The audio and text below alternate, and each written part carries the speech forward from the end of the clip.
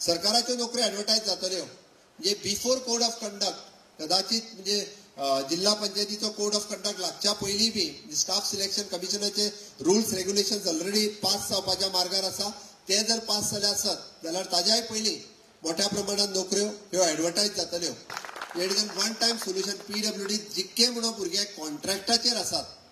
त्या सगळ्या जाणांक म्हणजे ऑलरेडी सोसायटीन घेवपाचो डिसिजन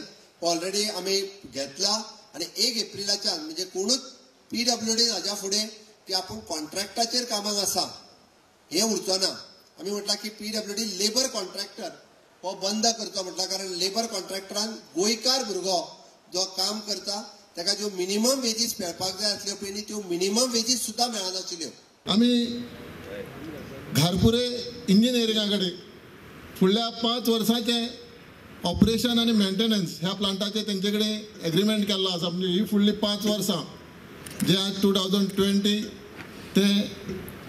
25 पर्यंत हेने मेंटेनन्स जे आसा टोटली ते करतले आणि त्यांची जबाबदारी